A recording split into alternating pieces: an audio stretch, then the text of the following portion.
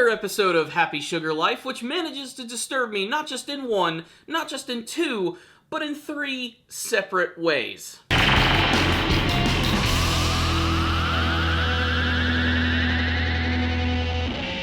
So this show is completely fucked up in every single way. Like, Happy Sugar Life is honestly one of the most difficult to watch anime series that I've seen in a really long time.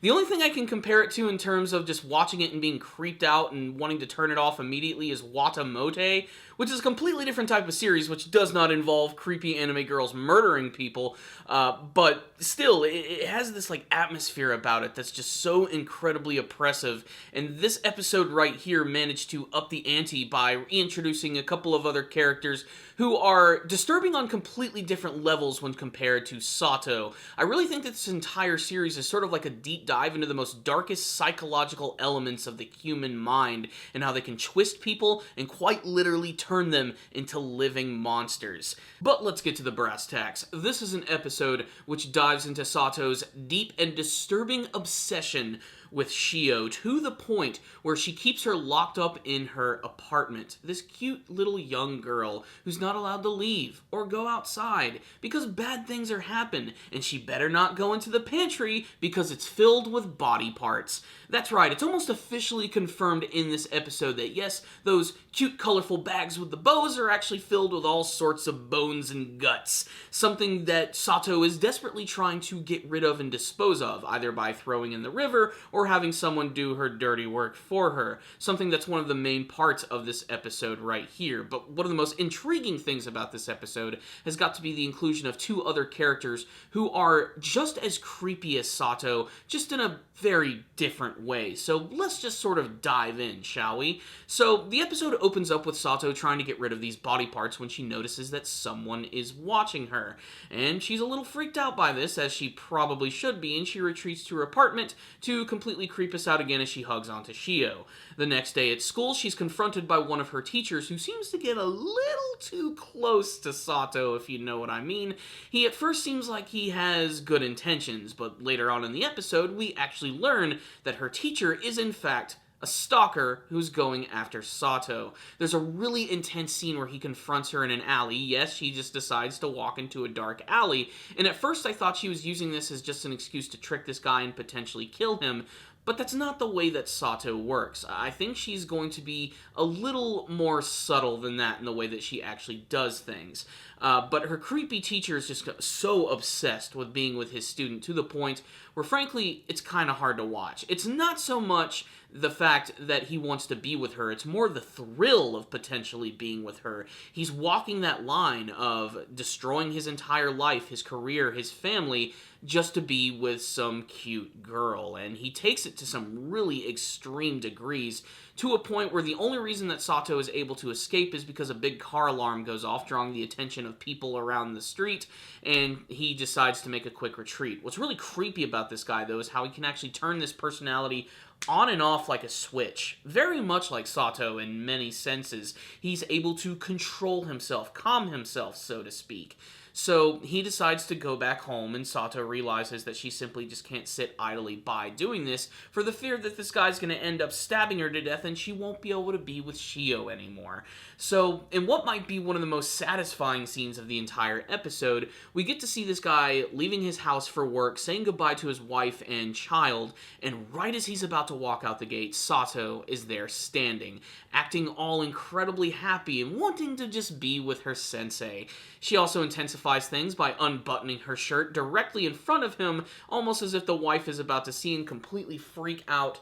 This scene is great because you know that she's finally starting to play off of his weakness and really digging into him and almost revealing this entire, fucked up shit to his family. So they decide to start walking off to school, and this leads to one of my favorite scenes of the entire episode, where suddenly Satou just turns the creep factor up to 15. She starts getting those creepy, glowy red eyes, and she basically just starts stomping on this guy's crotch and completely analyzing and digging into his head and basically playing with his emotions a little bit, claiming that she knows that he's not going to get away with this. All she has to do is just tell him an authority figure, tell a teacher, reveal something to his family. She can completely ruin this guy's life. What makes the scene satisfying is that yes, she now has complete control over this guy, but it's also just fucked up because in this moment, when this guy's crotch is basically getting curb stomped, he's actually getting really turned on by this. This scene alone would have made this episode incredibly creepy and disturbing. But guess what? They decide to reintroduce the character of Mitsuboshi, that one boy from the first episode who was kidnapped, tied up, and thrown in a closet by that crazy manager. And apparently this event sort of have fucked up his head.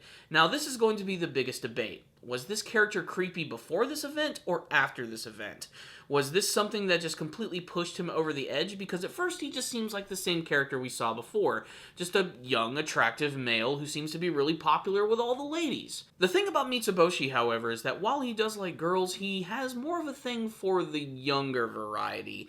And he's actually obsessing over none other than Shio herself. He actually found one of those lost and missing posters, and there's a scene in the episode where he is just drooling over this thing, and wow, way to take a character who's incredibly sympathetic and then transform him into something that is completely disturbing in a weird way.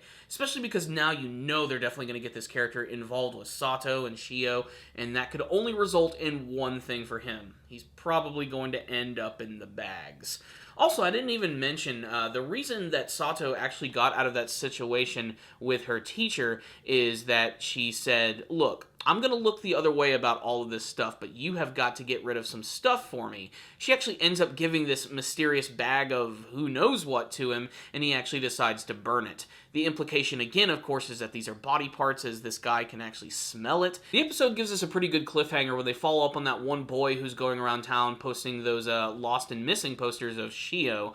And in the episode, he ends up getting accosted by these two bullies because every single anime has to have them. These two dickheads who come around and just beat the hell out of people. However, this guy ends up getting saved by Mitsuboshi, who just happens to be walking by, as well as Shoko, the good friend of Satou. They end up bringing him back to the restaurant where Satou sees this guy and realizes that, holy crap, this is the dude that's looking for Shio, and he's even quoting the wedding vows that they do every single day.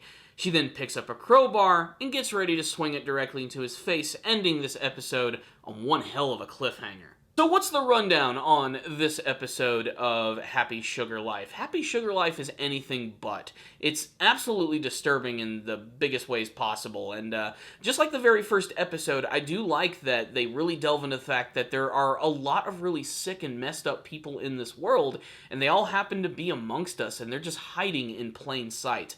That's a very disturbing fact. I mean, really do think about that. But this episode right here really managed to turn that creep factor up to 15, if only for the fact that they introduced two characters who are just as disturbing as Satou, just in various degrees. It really shows that she's bad, but so are a lot of other people.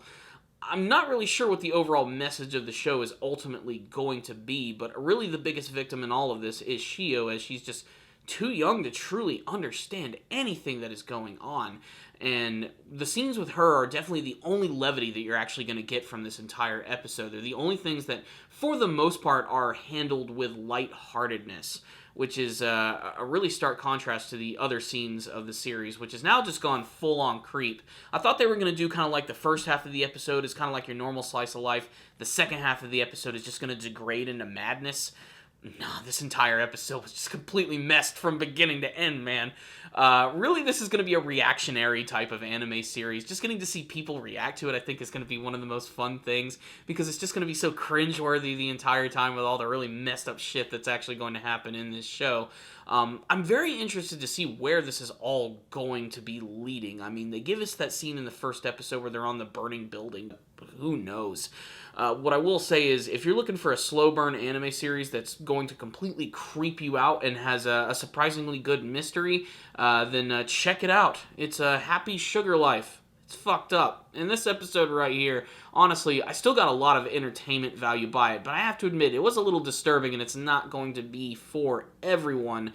I'm going to give it a 4 out of 5, but I'd love to hear your thoughts about this episode. Tell me all of them in the comments section below, and what you hope to see from the rest of Happy Sugar Life. Thank you guys for watching this review. I'll see you guys next time, and as always, stay down now, baby.